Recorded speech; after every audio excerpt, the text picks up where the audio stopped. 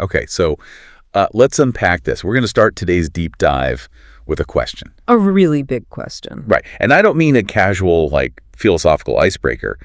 I am talking about the ultimate, unavoidable question that just kind of sits quietly behind literally every other question you might ever ask in your entire life. It's the one you have to answer before you can answer anything else. Exactly. Think about it. Before you ask, what should I do for a career, or who should I marry, or what is the universe made of, or even just like what's for dinner, you have to answer this one fundamental underlying mystery. What am I? I mean, it sounds like a riddle you'd hear in a late-night dorm room conversation, right? Totally. But it's actually the most practical, high-stakes question in the world. Because how you answer that question fundamentally dictates how you interact with everything else. Everything. Are you a biological machine made of meat? Are you a temporary blip of awareness generated by neurons? Or like, are you a soul temporarily trapped in a physical body? Right. Or are you just an accumulation of your memories, your traumas, and your job title? And most of us just default to the biological machine answer because, well, that's just what society hands us. That's the default setting. It is the standard operating system for modern humans. Yeah. But our mission today is to explore an absolutely massive, groundbreaking thesis we've got in front of us. It's titled The Grand Unified Theory of Non-Duality, or the GUTN. And looking through this document, it is a beast. Oh, it is a total beast. Yeah. It's this comprehensive, mind-bending synthesis that takes the ancient mysticism of people who lived in forests thousands of years ago, lines it up with the teachings of modern spiritual masters, and then cross-references all of that with cutting-edge 21st century frontier science. The goal of this thesis is to show how physics, biology, and ancient wisdom are all pointing to the exact same conclusion about the nature of reality. And we really need to set the stakes for you listening right now. This deep dive isn't just an academic exercise in comparative religion. No, definitely not. Or like a fun tour of different cultural myths. The source material here is actively, aggressively challenging the fundamental common sense picture of reality that you and I use to navigate the world every single day. We are born into a paradigm that assumes the world is fundamentally made of dead matter. Atoms, quarks, physical stuff. Right, just floating around. And we assume that somehow, miraculously, when that dead matter gets arranged in a complex enough way inside a human skull, it wakes up and produces consciousness. Like a light switch turning on. Exactly. But this thesis argues the exact opposite. It is a total paradigm shift. It's arguing that consciousness isn't something the brain makes. It is the very fabric of the universe itself. Precisely. And the journey this text takes us on is remarkable because it shows how different disciplines working in complete isolation from one another keep stumbling upon this identical architecture of reality. Which is wild. We're uniquely equipped in our current era to synthesize this. We have translated access to every major wisdom tradition in human history, plus the scientific tools like quantum mechanics and neuroscience to test their boldest claims. So I want to start by looking at the people who figured this out before microscopes or particle accelerators even existed. The ancient fountainheads. Yeah. Looking at these ancient sources, what is truly wild to me is that you have isolated cultures spread all across the globe, separated by impassable oceans, mountains, and centuries of time. And no internet, obviously. No internet, right? Internet. And they all ran the exact same internal experiment on human consciousness and got the identical result. They all concluded that there is only one reality, and it is pure awareness. It completely defies the idea of cultural coincidence. You have people in the dense forests of India, the deserts of the Middle East, and the mountains of China independently investigating the nature of the mind. Let's look at Advaita Vedanta from India, specifically the philosopher Adi Shankaracharya from the 8th century. He laid out a framework that is incredibly logically rigorous. Right? Shankara's core formula is something that initially sounds like a riddle. He basically said Brahman, which is this pure, infinite, formless awareness, is the only ultimate reality. The ground of everything. Yeah. And the world, as we experience it, is an appearance. And the individual self, the you that you think you are, is actually just Brahman in disguise. It's a very bold claim. It is. Because I'm reading this and thinking, okay, but the world feels very real to me. I have to pay taxes, I get hungry, I bump my shin on the coffee table. How does he explain the sheer convincing solidity of the physical world? To explain that, Shankara uses one of the most brilliant psychological analogies in ancient philosophy. It's the rope and the snake. Okay, walk me through that. I want you to imagine you're walking down a dirt path in the woods at twilight. The light is dim. Suddenly you look down on the path ahead of you and you see a coiled snake. Oh man. Okay. Instantly, your body reacts. Your heart rate spikes, your cortisol levels shoot up, you freeze in your tracks, you feel genuine visceral biological terror. So the physical reaction is entirely real. The fear is 100% real. The physiological response is happening. Your mind starts racing, calculating the distance, wondering if it's venomous. Right. But then you take a cautious step forward, your eyes adjust to the dim light, and suddenly you realize it's not a snake at all. It's just a rope. It's just a coiled piece of rope that someone left on the path. In that exact moment, the snake vanishes. Where did the snake go? Nowhere, because it was never there. It never existed. The fear was real, the experience was real, but the object of the fear was an illusion. Shankara argues that this is exactly what we do with reality every single second of our lives. He distinguishes between two types of reality. Okay, what are they? The first is Vyavaharika reality, which is the transactional everyday world of time, space, cause, and effect. It's the world where you pay taxes and eat dinner. The practical world. Right. The second is Paramarthika reality, which is the absolute unchanging truth of Brahman, or pure awareness. So he's saying the everyday world is the snake. Yes. Because of something he calls Maya, which translates roughly to the veiling power of illusion, we look at the underlying reality of pure awareness, the rope, and our minds mistakenly project a terrifying separate physical world of multiplicity onto it. We project the snake. Exactly. The snake appears, it functions, it can absolutely scare you, but its underlying substance is only ever the rope. You don't have to destroy the snake to be free of fear, you just have to recognize the rope. I get the analogy, but it almost sounds a bit bleak. How so? Like the world is just a trick being played on us, a mistake we need to see through.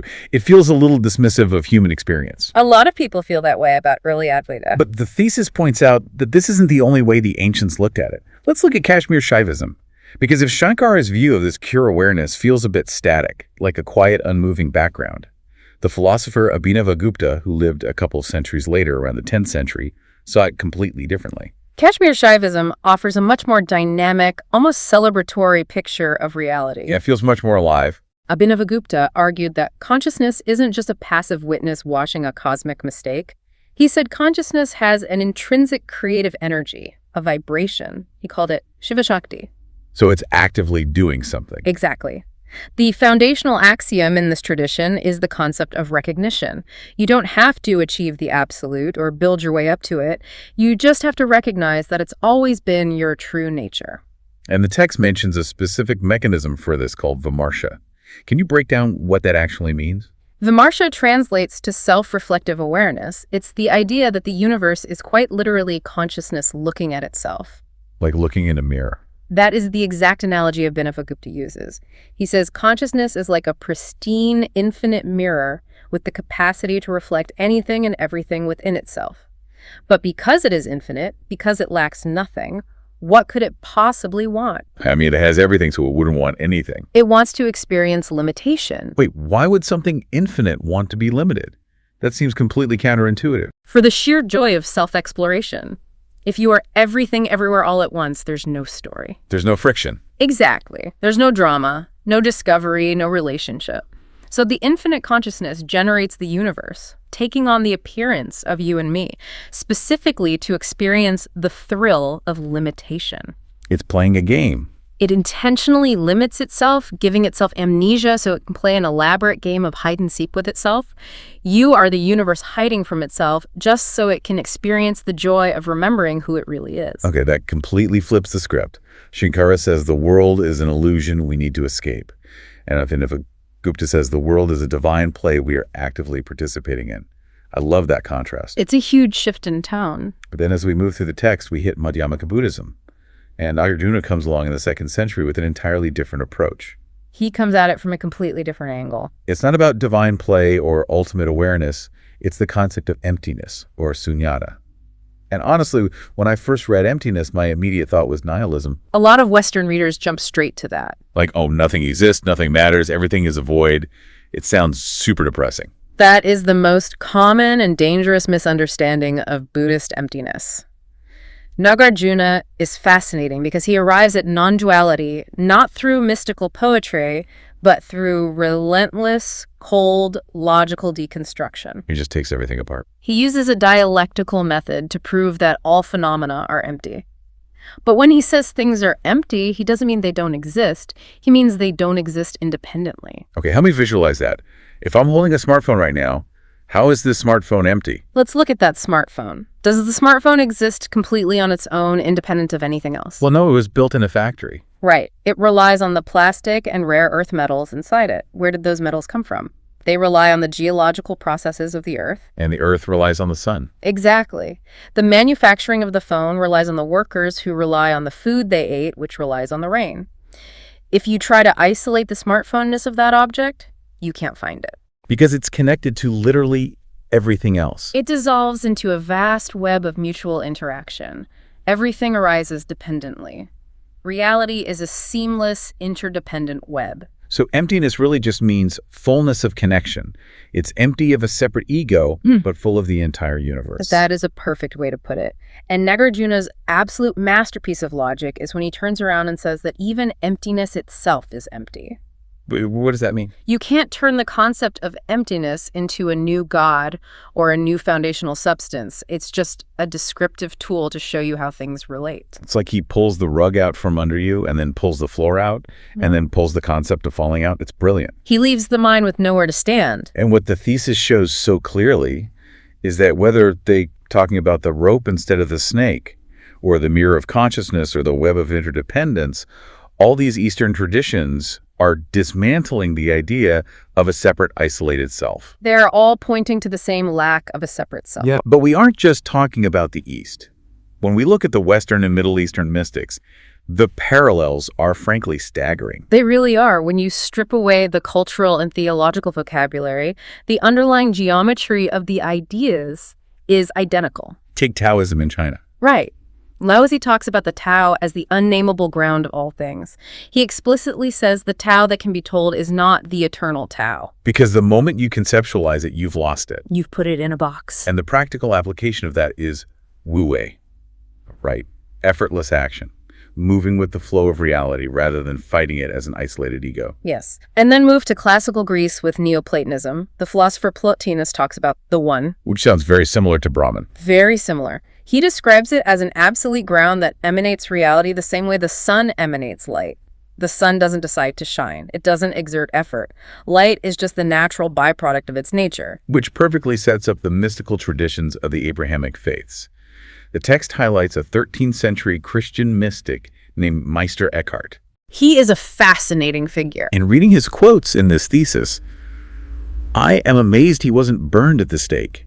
He made this radical, highly controversial distinction between God and what he called the Godhead. It was incredibly dangerous theology for his time. Eckhart argued that God, the personal deity described in the Bible, the creator figure who gets angry or pleased, is actually a secondary manifestation. So like a localized version. Yes, the ultimate reality is the Godhead, which he called the silent wilderness. It is the absolute, unmanifest, ineffable ground of reality. And he didn't stop there. He claimed that the deepest part of the human soul is identical to this Godhead. He wrote, "The eye through which I see God is the same eye through which God sees me." That is heavy. That is pure, unadulterated non-duality hiding right in the middle of medieval European Christianity. He is saying the awareness looking out of your eyes right now is the exact same awareness looking out of everyone else's eyes. It's essentially Shankar is your Brahman, translated into medieval German.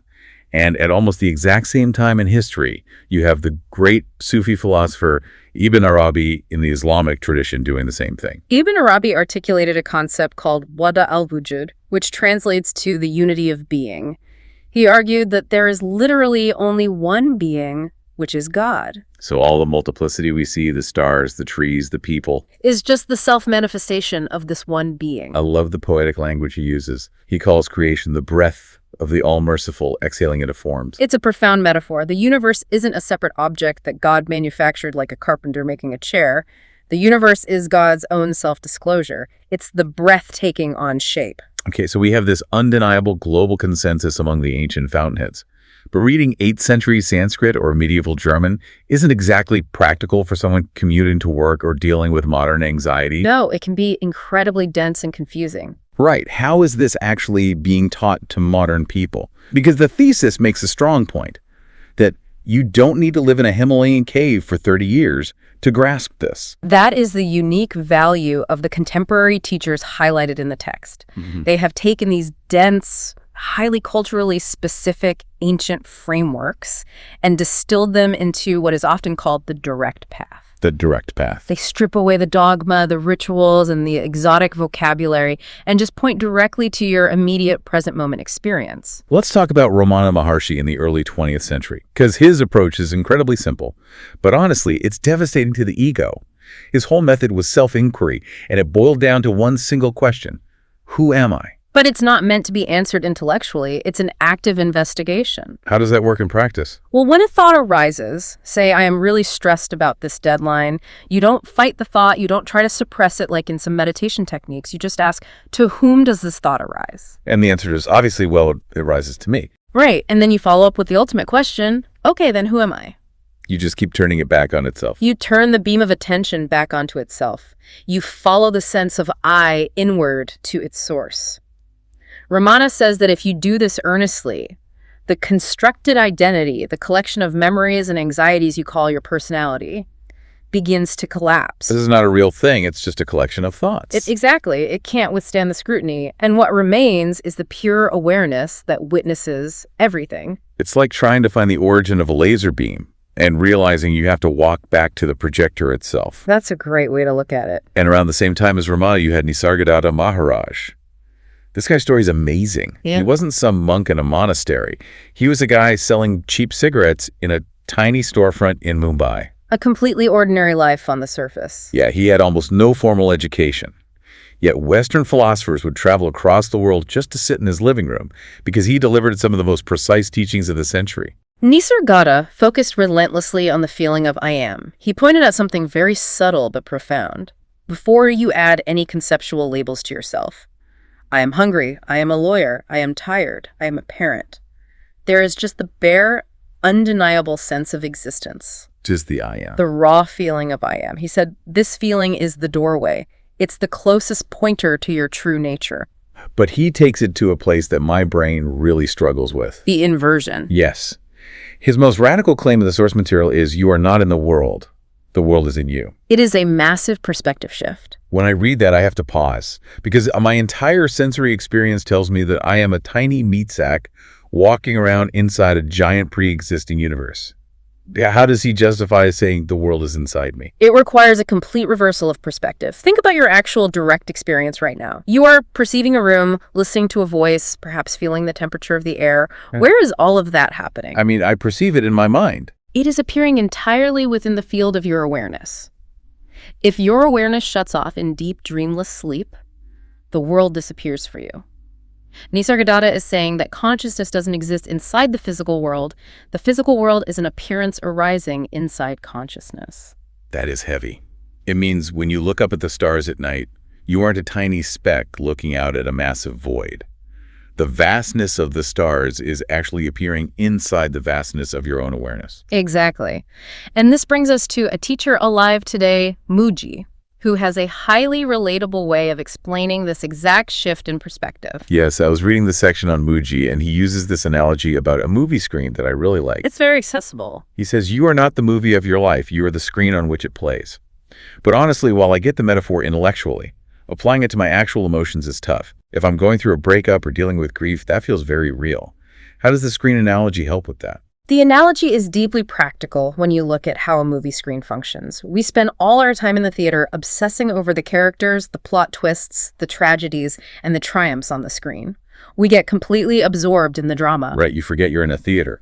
But Mooji points out a physical reality. If there is a massive explosion and a raging fire in the movie, does the physical screen get burned? No. If there is a dramatic flood on the screen, does the screen get wet? No, it doesn't. The screen just hosts the experience without being damaged by it. Right. Mooji is saying your true nature is the screen of pure awareness. The grief, the trauma, the joy, they are all valid, intensely real movies playing out. You don't deny the movie.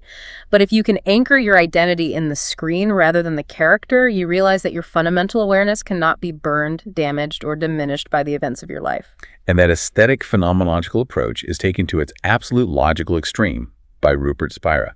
The text features Spira heavily, and he brings this incredible, almost mathematical, philosophical rigor to the direct path. Spira is very precise in his language. His core thesis is that consciousness isn't just the background screen, it is the only reality. It is the actual substance of everything. Spira uses the wave and water analogy to explain this.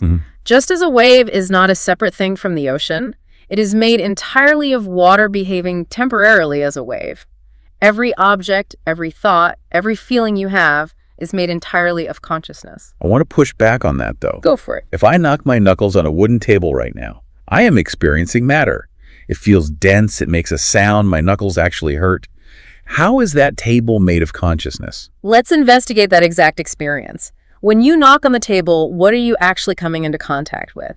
You say matter, but matter is a concept you learned in school. Okay, but I feel the table. Your direct first-hand experience is a sensation of pressure, a sensation of pain in your knuckles, and an auditory perception of a sound. Where do sensations and perceptions exist? Only in my mind, in my consciousness. Only in consciousness. Spira argues that you have never, ever experienced a physical object outside of consciousness. You only ever experience knowing. Knowing. The table is made of knowing. All there is to experience is consciousness modulating itself into different sensations.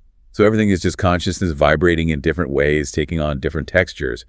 But how does this philosophical idea hold up against our modern scientific view of the brain? Because neuroscience tells us a very different story.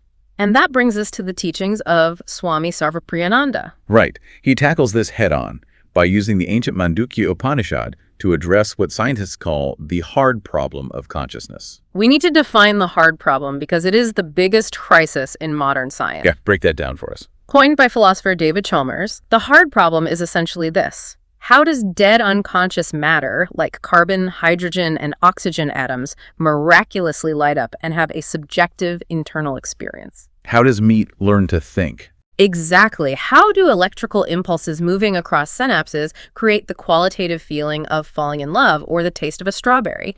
Science can map the brain activity perfectly, but it has zero explanation for how the lights turn on inside. And Sarvapriyananda basically says, you guys have been looking at the puzzle upside down for 400 years. He uses the Mandukya Upanishad to map out human experience. The Upanishad divides experience into 3 states we all know: the waking state, the dreaming state, and the deep sleep state. Okay. In the waking state, you interact with the physical world. In the dreaming state, your mind completely fabricates a new physical world. In deep, dreamless sleep, there is no world, no body, no mind. But there's still a continuity, right? Because I know I slept well. I wake up and say I had a great sleep. Exactly. How do you know you had a peaceful deep sleep if you were unconscious? Yeah. Sarvapriyananda points out there is a 4th state called turiya, which isn't a state at all. It is the constant background awareness that witnesses waking, witnesses dreaming, and witnesses the blankness of deep sleep. It's the screen again. Yes. He argues that if you realize awareness is the fundamental baseline of reality, the hard problem dissolves entirely. Because you don't have to explain how dead matter creates consciousness anymore. Right, it's a false premise. You only have to explain how consciousness creates the appearance of matter, which is a much easier problem to solve. Which is a perfect segue to Acharya Prashant, the final modern teacher highlighted here. Because if we are all just pure awareness playing a cosmic game, why is everyone so stressed out? Why is the world falling apart? Prashant offers this uncompromising teardown of the ego. He describes it as a fear-driven grasping loop. What's unique about Acharya Prashant's contribution is how he drags these high-minded concepts out of the ashram and into the gritty, stressful reality of modern life. He makes it very applicable. He points out that the ego isn't an entity. It's a dynamic, mechanical process of the mind desperately trying to secure its own fictional continuity. It's a survival mechanism gone haywire. We constantly seek validation. We identify with our bank accounts, our political affiliations, our social media profiles. I felt this perfectly yesterday. Someone cut me off in traffic and I didn't just get briefly annoyed. My brain immediately created this whole narrative about how I'm constantly disrespected, how people are selfish, how my whole day is ruined. My ego needed to be the victim to feel solid. That is the grasping loop in action. It feeds on friction, and Prashant scales this up to the global level. Yeah, the source argues that our destruction of the planet, the ecological crisis, corporate greed, factory farming, it all stems directly from this exact illusion of a separate ego. If you fundamentally believe you are an isolated fragment in competition with a hostile universe, of course you will exploit nature. If that forest is just other dead matter, you'll chop it down for profit without a second thought. Exactly. He's linking the innermost psychological mechanism of your traffic frustration directly to the macroeconomic and ecological crises of our species. The thesis points out that non-duality isn't just a personal chill pill to help you relax. It's the exact operating system upgrade required to save the biosphere. It's a massive shift in perspective. Okay, let's take a breath, because here is where the deep dive gets really interesting. We're moving into the scientific convergence. The ultimate plot twist of the thesis. Yes. For the last few centuries, hard science and mysticism have basically been at war. Materialism won the day. But according to the GUTN, the most rigorous frontier science of our time is accidentally proving the ancient mystics right. It's an incredible convergence happening across multiple independent disciplines. Cognitive science, quantum physics, systems biology. Let's start with Bernardo Kastrup and his framework of analytic idealism. Kastrup is not a mystic. He has PhDs in computer engineering and philosophy. He worked at CERN. He has serious scientific credentials. And he's making a mathematically and logically rigorous case that the materialist worldview is dead and there is only one universal mind. And his metaphor for explaining how one mind becomes many minds is completely mind-bending. He uses a psychiatric condition, dissociative identity disorder, or DID. Right. It used to be called multiple personality disorder. Yes. In clinical cases of DID, usually resulting from severe trauma, a single human mind can generate multiple mutually amnesiac alters. You can have one alter who is completely unaware of the others. The clinical literature on this is astonishing. There are recorded cases where one alter is biologically blind. Their brain literally stops processing visual data, while another alter in the exact same body can see perfectly fine. The power of the mind to partition itself is that strong. So Kastrup says, apply that to the cosmos. That is such a leap, but it makes so much sense. Kastrup argues that top-down idealism is the most logical model of reality. There is one singular universal consciousness. But to experience multiplicity in relationship, it undergoes a process mathematically analogous to dissociation. It creates localized alters. You are an alter. I am an alter. Exactly. We are the universe's dissociated personalities sharing a common physical dashboard, but temporarily blinded to our deeper unity. Yes, and this solves the combination problem that plagues other theories. We don't have to figure out how trillions of separate conscious atoms combine to form a human mind. Which seems impossible anyway. Right. Instead, the singular universal mind just dissociates downward into localized perspectives. It provides a completely scientifically viable mechanism for Advaita Vedanta's concept of Maya. It is so elegant. But wait, I have to play devil's advocate here. If we are just psychological alters of a cosmic mind, why does the physical world feel so incredibly solid and objective? If I drop a bowling ball on my foot, it obeys the laws of physics regardless of what my alter believes. Why does reality feel so independent of my mind? That is where Donald Hoffman comes in, and his research is wild. He's a cognitive scientist who created the interface theory of perception. Hoffman's work is revolutionary because he doesn't use philosophy. He uses evolutionary game theory to prove that our perception of reality is fundamentally completely false. Let's unpack that slowly because it sounds crazy. He's saying evolution literally hid the truth from us in order to keep us alive. Yes. Evolution is about survival, not truth. Hoffman and his team ran hundreds of thousands of evolutionary simulations using mathematical game theory. What were they testing? They pitted virtual organisms that see reality exactly as it is, with all the complexity and all the quantum data, against virtual organisms that are tuned only to see fitness payoffs. Simplified representations of things that help them survive and reproduce. And what happened? In every single simulation across every parameter, the organisms that see objective reality go extinct. The organisms that see a simplified survival-based interface win.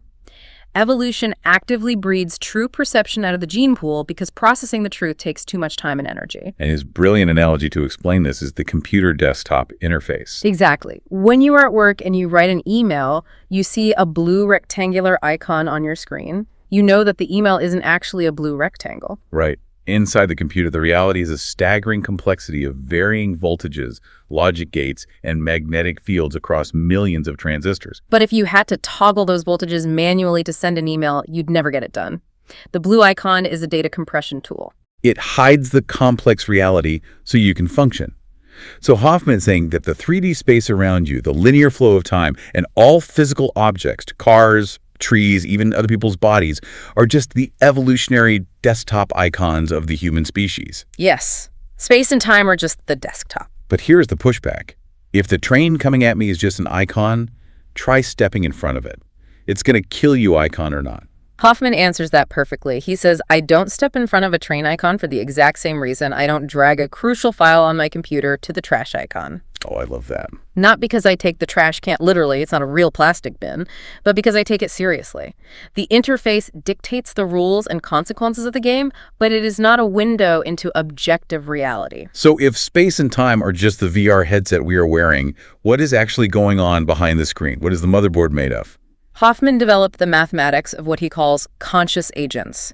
He argues that objective reality is actually a vast, infinite network of interacting units of consciousness. So it's consciousness all the way down. The physical world is just how our specific human interface compresses that massive data stream of interacting consciousnesses so we don't get overwhelmed. It's Abhinavagupta's ancient mirror analogy, but proven with Markov dynamics and evolutionary math. Okay, but what about the brain itself? Neuroscientists must have something to say about this. Let's talk about Christoph Koch and Integrated Information Theory, or IIT. Christoph Koch is a heavyweight neuroscientist. He's the former president of the Allen Institute for Brain Science. And IIT offers a mathematical measure for consciousness, a variable they call phi. And what does phi measure? The theory states that consciousness is identical to integrated information. Any system that integrates information in a way that cannot be reduced to its independent parts has some level of subjective experience. But the implications of IIT are massive. It means consciousness isn't an exclusive VIP club for humans and dolphins. Correct. IIT is explicitly panpsychist. It implies that consciousness is a fundamental, irreducible property of the universe present wherever information is integrated. Animals, insects, cellular networks, and potentially even complex silicon systems have some degree of phi. And then Federico Fagan takes this panpsychism all the way down to the subatomic level. Yes. I need to emphasize who this guy is. He isn't a new age guru. Fagan invented the first commercial microprocessor, the Intel 4004. He literally built the foundation of the modern computing age. He knows everything there is to know about information processing, and he's out here making the radical claim that the quantum field itself is self-aware. Fagan developed a model called quantum semantics. He points out a glaring, fatal blind spot in standard physics. Physics describes the syntax of reality, the rules, the structures, the mathematical equations of how particles move. But it completely ignores the semantics, the meaning, the felt quality of an experience from the inside. Like the redness of a rose or the sharp sting of a paper cut. Science can describe the wavelength of red light, but not what it feels like to see it. Right, those felt qualities are called qualia. Fagan argues that you cannot get semantics out of syntax. A computer processes syntax, but it feels nothing. He concludes that these felt qualities are the self-knowledge of the quantum field. Matter itself is aware at the most fundamental level. The equations of physics are just the outside view of what consciousness looks like from the inside. So physics gives us the outside view, but consciousness gives us the inside view of the exact same phenomenon. That perfectly tees up my favorite part of the science section, Michael Levin's biology experiments. Oh, Levin's work is mind-blowing. Levin is a biologist at Tufts University, and the experiments his lab is running sound like absolute science fiction. Levin is studying bioelectricity and morphogenetic fields. He started with a profound question. How does a single fertilized egg know how to build a complex 3D body with organs in exactly the right places? We've always been told that DNA is the blueprint. But Levin points out that DNA only codes for proteins. It doesn't code for the spatial map of an eye or a hand. The DNA is just the hardware. The software that dictates the body's shape is a bioelectric field, a pattern of voltage across the tissue. And he proved this by literally growing functional eyes on the stomachs and tails of frogs. He didn't genetically modify the frogs. He didn't touch their DNA. He just altered the bioelectric voltage pattern in that specific spot on the frog's stomach. He changed the bioelectric code to say, build an eye here, and the undifferentiated stem cells obeyed. They built a perfect eye. How does that connect to non-duality? Levin is proving that intelligence, cognition, and memory are distributed all the way down to the cellular level. The self isn't just localized in your brain. There is a bioelectric intelligence operating at the tissue level, the organ level, the whole body level. So my cells are thinking. Cells communicate via gap junctions, merging their individual boundaries into a collective intelligence. It completely demolishes the idea of a fixed, bounded biological self. You aren't a single entity, you are a nested hierarchy of dynamic collective intelligences. The boundaries of the self are completely fluid. Okay, my mind is thoroughly blown. We've gone from ancient Indian forests to evolutionary game theory to bioelectric frogs. So what does this all mean when we put it together? The thesis synthesizes all of this into the grand unified theory of non-duality and lays out 10 core pillars and a unified map of reality. Let's hit the most important pillars. The real liberation. So, what of all this? The foundational rules synthesize everything we've discussed. Pillar 1. Awareness is the only actual substance of reality. Pillar 2. The world appears within awareness, not outside it. Pillar 3. The individual self is a functional modification like a temporary whirlpool in a vast ocean, not an independent entity. But I want to zoom in on Pillar 6 because this is where the philosophical heavy lifting truly pays off. Pillar 6 states that the hard problem of consciousness dissolves entirely. Yes. We've spent decades in science trying to figure out how dead matter miraculously creates a subjective thought. Yeah. The GUTN says stop trying. Consciousness is the ontological ground state. We don't have to turn matter into mind. We only have to figure out how consciousness creates the appearance of matter. And as we saw, Kastrup's dissociation model and Hoffman's interface theory have already provided the mathematical and logical mechanisms for that. The problem was only hard because we were holding the map upside down. And then there's Pillar 10, which I think is the most beautiful and grounding. It says nirvana is samsara. This is a crucial corrective. When people hear words like non-duality or enlightenment, they often imagine escaping the world, floating away to some peaceful, glowing dimension away from the messiness of life. Escaping the simulation. Right. Pillar 10 says the absolute isn't hiding anywhere else. It is the very substance of this loud, stressful, ordinary, beautiful moment. The traffic jam, the dirty dishes in the sink, the laughter of a friend. That is the absolute in drag. I don't need to go to a silent retreat in Bali to find it. I'm already looking out of its eyes. To give us a structural way to visualize this, the thesis provides a 5-level ontological map. Let's walk through it quickly from the absolute ground up to the physical world. Level 1 is the absolute, pure, unconditioned awareness. This is Eckhart's Godhead or Kastrup's universal mind before it dissociates. It's infinite and without qualities. Then level 2 is primordial self-knowing, the universe waking up and saying, I am.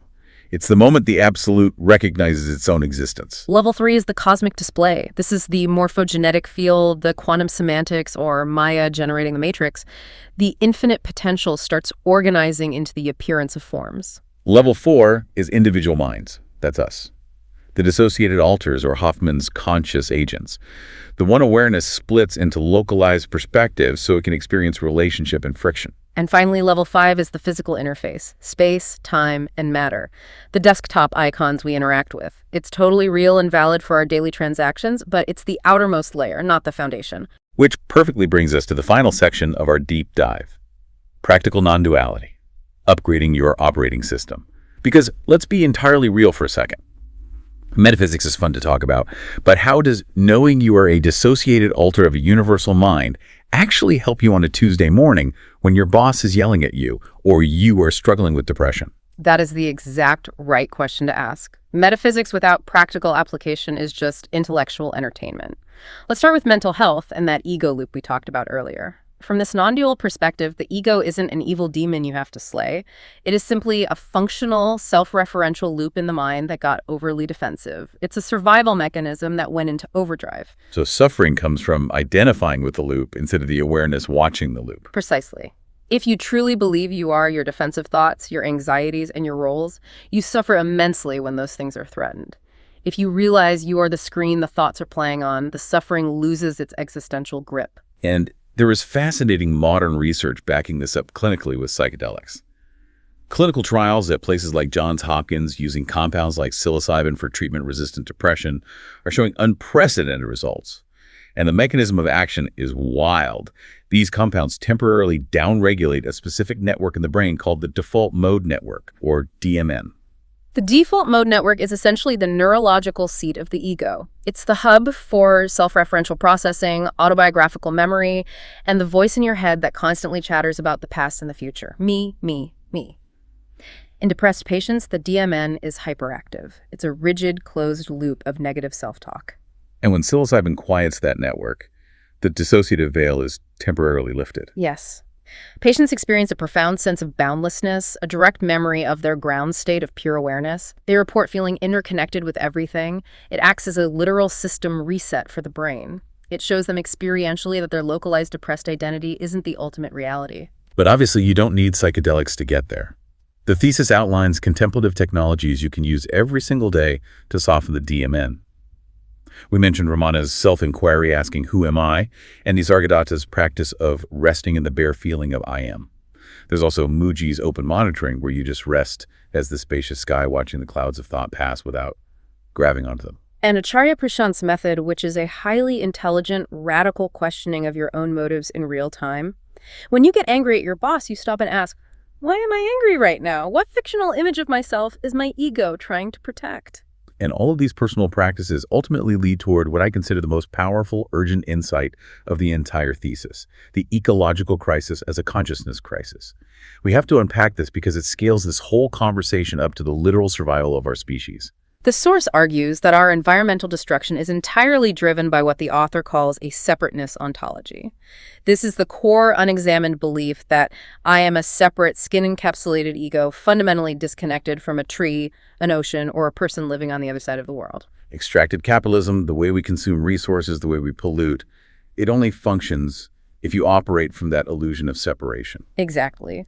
But if you actually recognize Pillar 8 of the thesis, that consciousness operates at all scales, that Levin's biological fields and Fagin's quantum fields mean the universe is alive, interconnected, and aware all the way down, your behavior has to change spontaneously. Yeah. Non-duality isn't just a personal philosophy to lower your blood pressure. The thesis points out it is the exact shift in global consciousness required to save the biosphere.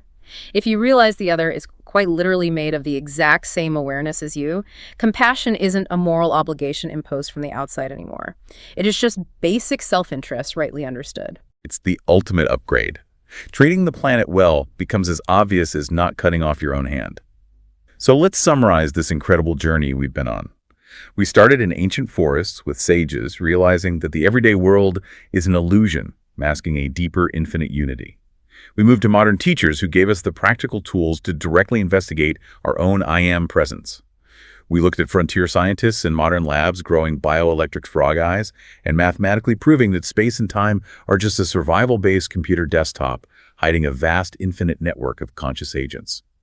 All of these seemingly disparate threads, from an 8th century monk to a 21st century quantum physicist, are pointing to the exact same truth. You are not a tiny, separate, vulnerable person looking out at a scary, external, dead universe. You are the universe, alive and aware, looking at itself from a specific, highly localized, completely fascinating angle. And as we wrap up this deep dive, we want to leave you with one final provocative thought to mull over, based directly on the source text we've been exploring. Think about Bernardo Kastrup's model of the universe for a moment. If the universe is a singular, infinite consciousness that intentionally dissociates into multiple alters, specifically so it can experience relationship, multiplicity, and the drama of existence, then consider your next interaction. Every conflict you have with another person, every political argument, every moment of jealousy, every flash of anger at someone cutting you off in traffic is quite literally the universe arguing with itself in the mirror. You are the cosmos playing a brilliant game of hide and seek, temporarily forgetting who you are just to feel the friction. What does that mean for how you handle your very next frustrating interaction with a stranger? Sit with that today. I want to thank you so much for joining us on this incredibly profound deep dive. Keep questioning the interface, keep looking at the screen instead of just the movie, and carry that final thought into your day. Catch you next time.